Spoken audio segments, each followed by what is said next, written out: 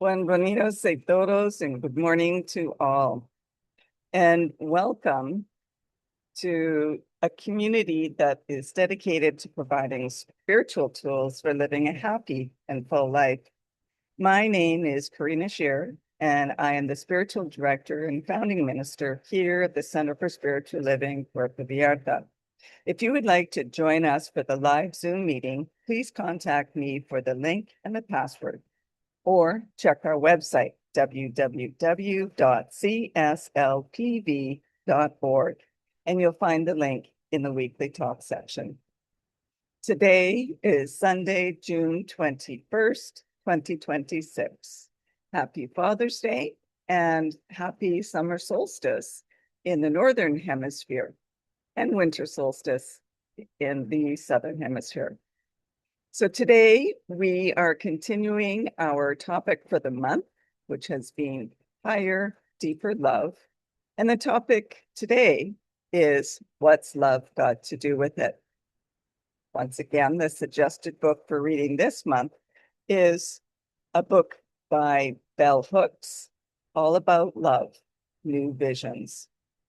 So at this time, I would like to once again welcome everyone, including those that are new to our teaching and to our center here in Vallarta, whether you are on the live Zoom call or watching the replay at a later time. We teach a philosophy that honors all faith traditions. So whatever path you are on, know that it is the right one for you and that everyone is welcome here. The philosophy that we teach is called the science of mind. It's a teaching based on new thought and ancient wisdom, where we offer spiritual tools and principles to promote personal growth, and we honor diversity in all aspects. When Dr. Ernest Holmes founded this teaching in the 1920s, he studied both Eastern and Western spiritual texts in order to create the science of mind, which focuses on the individual use of thoughts and this powerful thing called the mind. When asked to provide a concise definition of the teaching, he replied that it is a correlation of laws of science, opinions of philosophy, and revelations of religion applied to human needs and aspirations. So each week, we offer a service with an inspirational message. We offer the Zoom meeting at 10 a.m. and also meet Sundays at noon in person. So now, as we do each week, let's review our purpose, vision, and mission statements. We have a grand purpose here, and that is to awaken and celebrate diversity and to love and serve our community. We do this by means of our vision, creating the life you desire. And this is supported by our mission to provide spiritual tools for personal growth and transformation. And more on all of these can be found on their own drop-down page on our website. So be sure to check that out. And now let's gather together for our Creative Thought magazine affirmation for today. And as you know, spiritual mind treatment is done in the first person. So I invite you to gently close your eyes and take these words as your own, if you so choose. Opening to love and opening to gratitude, I surrender this moment into the presence of the One. Spirit pours itself into creation, and all that is born from its oneness. I am spirit in form, the individual created from the heart of the indivisible. God is the life that moves through my bones, the thought that moves my mind, the love that moves my heart, and the grace that lights my way home. I surrender to grace. I surrender to the gift and the givingness of every experience. I know that grace resides within every expression of my life, and its sacred blessings fill me. I look below the surface of my story and see the rich beauty, the rich world of beauty that unfolds as me.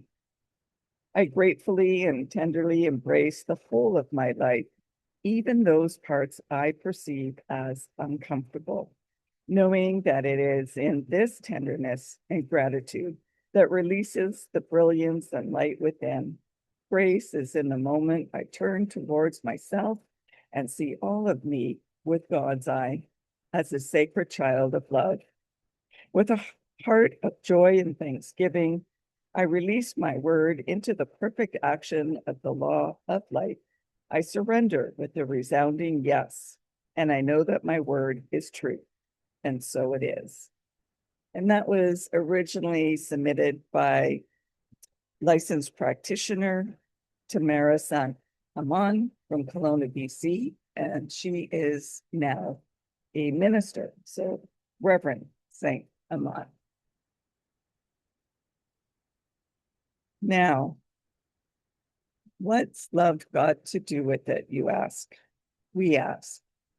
Love is our shared humanity, our collective traumas, our past missteps, and our way forward. In her book, Bell Hooks writes, awakening to love can happen only as we let go of our obsession with power and domination. Culturally, all spheres of American life, politics, religion, the workplace, domestic households, intimate relations, should and could have their foundation a love ethic.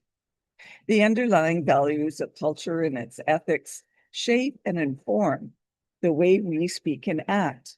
A love ethic presupposes that everyone has the right to be free, to live fully and well.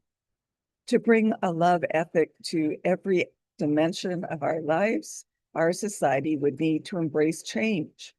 Individuals who choose to love can and do alter our lives in ways that honor the primacy of a love ethic.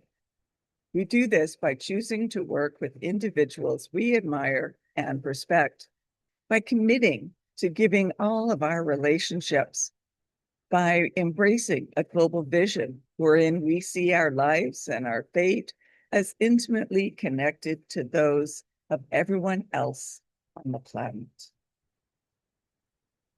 So, what's love got to do with it? This week, we consider our profound interconnectedness. We'll bring awareness to ancestral and historical wounds around love to foster healing. And Ernest Holmes wrote this: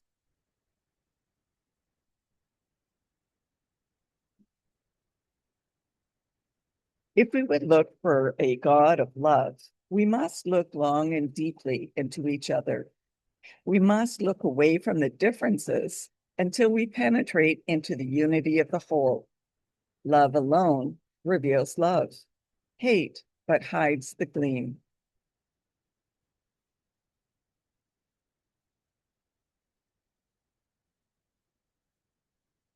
So there is one universal mind, an all-pervading divine presence. Our collective wounds, whether historical or current injustices or intergenerational suffering, stem from a perceived separation from this fundamental unity. When we shift our focus from what divides us and remember our inherent wholeness, we begin to dissolve the illusion of separation that fuels conflict and pain. We honor each other for who we are. Understanding each person is a unique expression of the one. The conscious choice to honor our differences while embracing our fundamental spiritual connection is an act of radical recognition and a transformative power. It disarms hate and allows love to reveal love, becoming the active agent of change. Through this conscious shift in perception and a collective commitment to seeing the inherent divinity in all, our shared pains can be acknowledged, embraced, and ultimately transmuted into a powerful force for healing and interconnectedness, ushering in an era of global compassion. By transforming our individual consciousness through the principle of love, we contribute directly to the healing of the collective, moving toward a world where unity is not just an ideal, but a lived reality. So the love that we experience is a magnificent, complex, woven gift through our shared human story. This love encompasses our inherent wisdom, passed down through generations and brimming with insights and strength. Yet it also includes the echoes of collective trauma and unhealed pain, along with our unconscious biases and beliefs. Even our innate resilience, that capacity to adapt in the face of trauma, is a testament to love's enduring power within us. And beneath it all, our universal longing for connection, for belonging, for something more. This too is a deeply loving impulse. Embracing this holistic view of love allows us to view ourselves and others with greater compassion, noticing how all these threads, beautiful and challenging, contribute to the tapestry of who we are individually and collectively. Can you recall a time when you moved to a new neighborhood, city, or even another country? One of the things you sought probably was connection, a familiarity, a sense of belonging. We all crave that sense. And Ernest Holmes in Creative Living wrote this: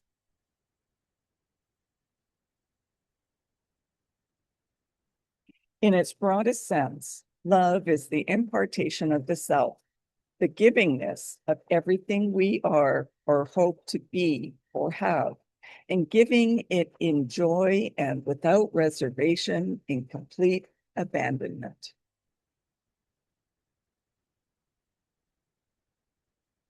And what I've noticed, most people like to talk about themselves, their family, and their traditions, not to brag or boast, but to open dialogue, to find the familiarities and the connection with new people that we meet.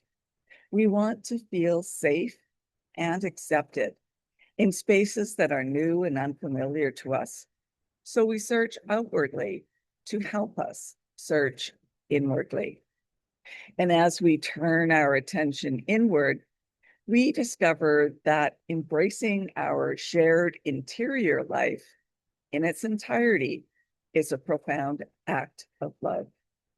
Rather than shying away from or justifying our unconscious biases, we surface them and begin unlearning those beliefs that keep us separate.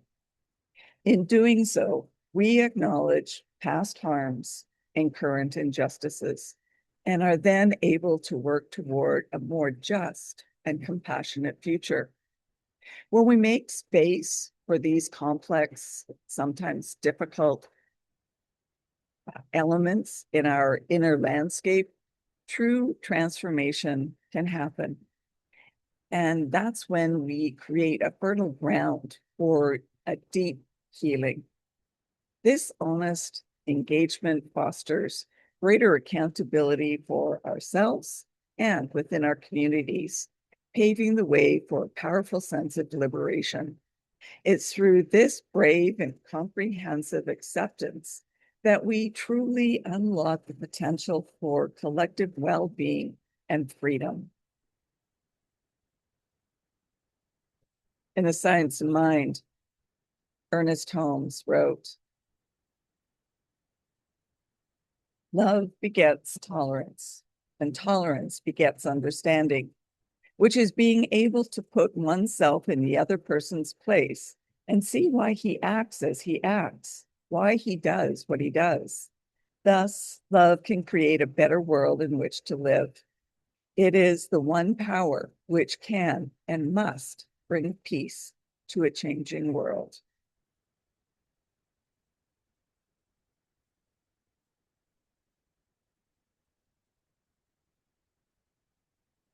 So I'd like to share a story of the lantern maker.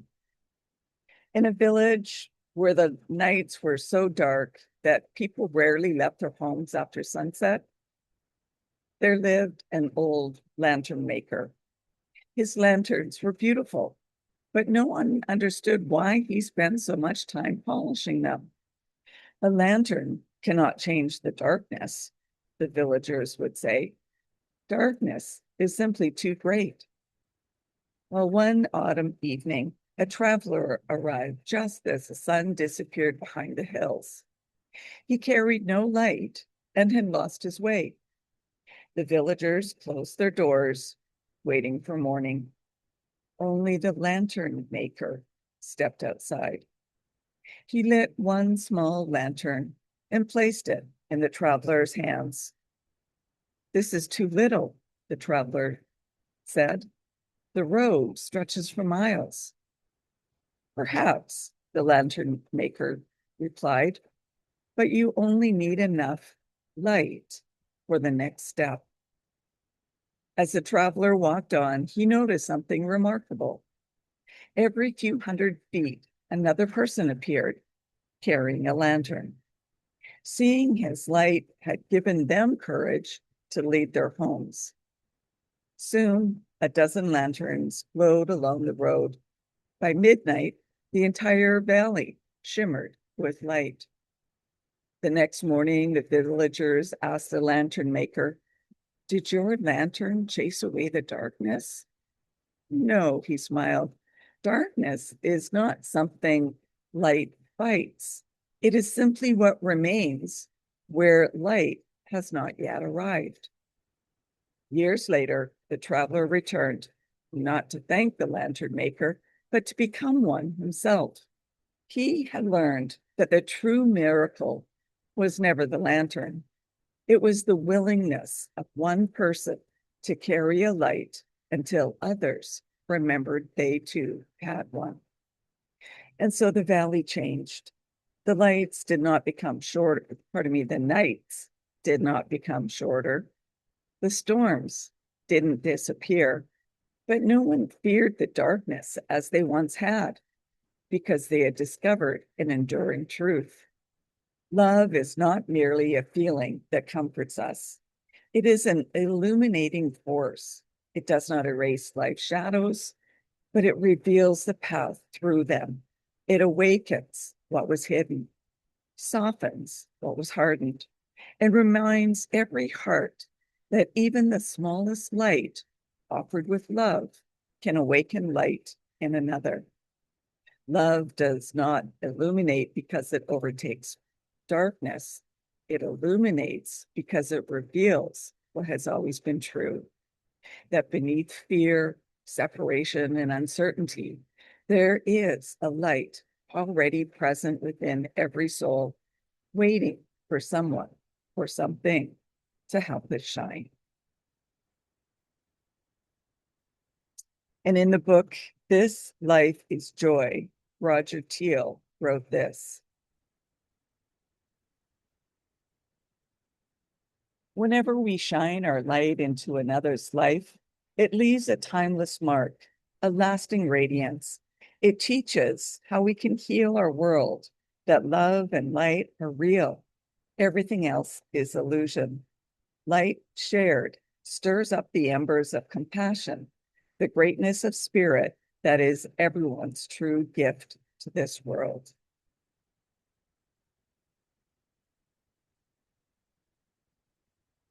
So yes, love is an illuminating force, revealing the brilliance of the whole and allowing us to play into the sacredness and interdependence.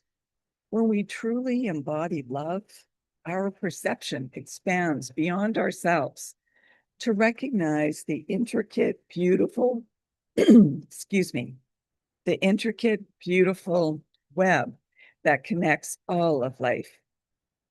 We begin to understand that our well-being is intrinsically linked to the well-being of others and to the planet itself.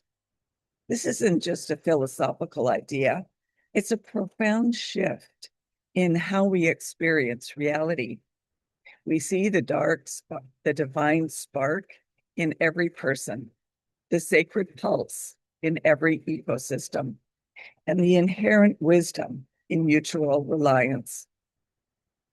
It's in the deep recognition of our shared existence and our vital connections that love truly flourishes, guiding us toward harmonious and compassionate ways of being in the world. Ernest Holmes said this: love is a common denominator. It speaks 1,000 different tongues, but it always emanates from the same source.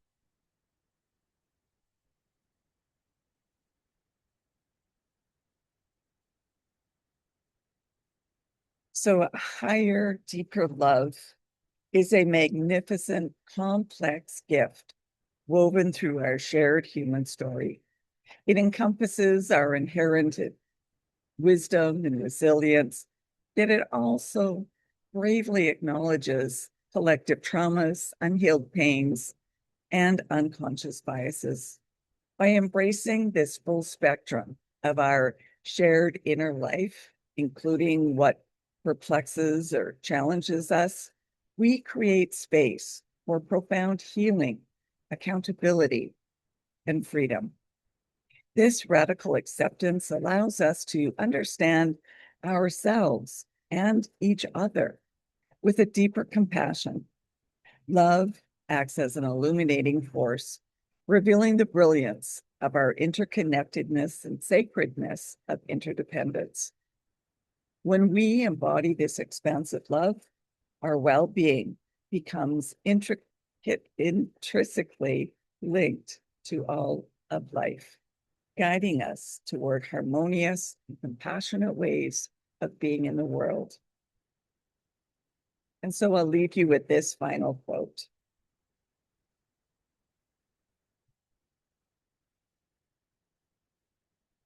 But when you perceive yourself and others as souls, you bring love, truth, compassion to your interactions with others. Then you are the mirror of their soul. A soul recognizes another soul. And that brings us to our affirmation for the week. Love is the basis and life around me.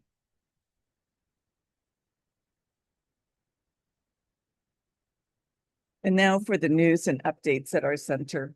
If you are interested in learning more about Science of Mind teaching, we do offer courses via Zoom as well as in person. So connect with me or check our website for the details under its own drop-down menu. And there's also a new survey for your input on upcoming courses. What do you want? So please check that out, and we can plan for scheduling dates for them. And if you would like to have a one-on-one connection for a spiritual mind treatment, please contact me so we can arrange for this.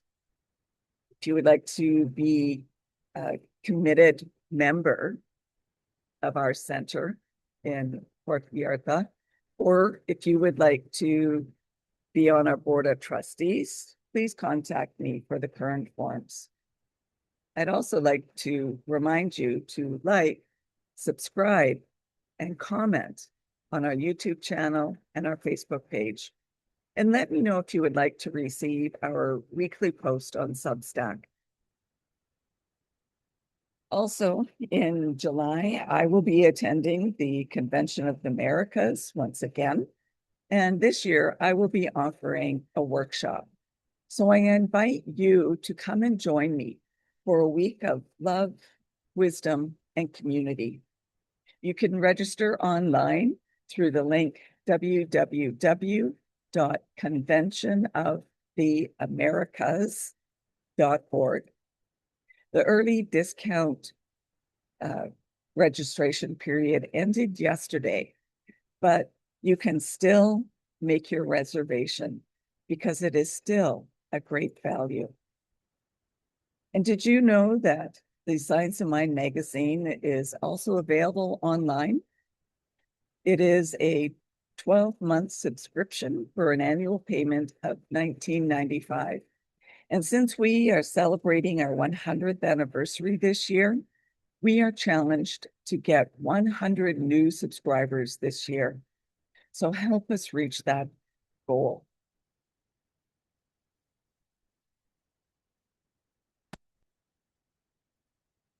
And you'll see here a QR code that you can scan for the direct link.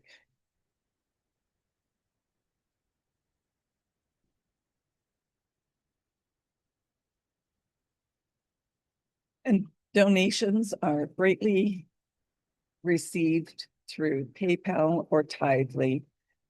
You'll find the link buttons on our landing page as well as on the page where you find the weekly talks. Alternatively, you can still submit a check by mailing it to CSLPV number 403, 2125 Birch Road, Kelowna, BC, B1Y8N1.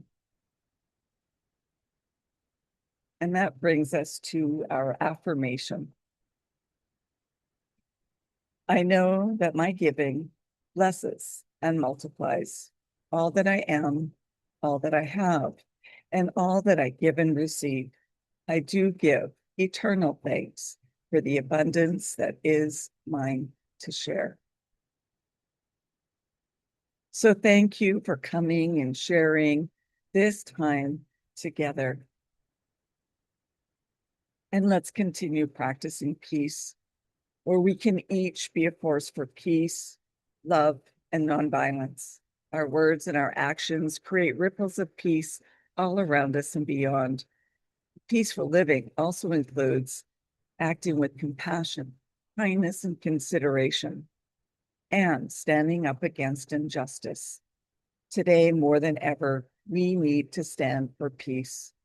So hug your friends, your neighbors, and your loved ones.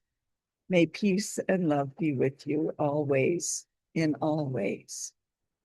Peace and blessings to all. Namaste.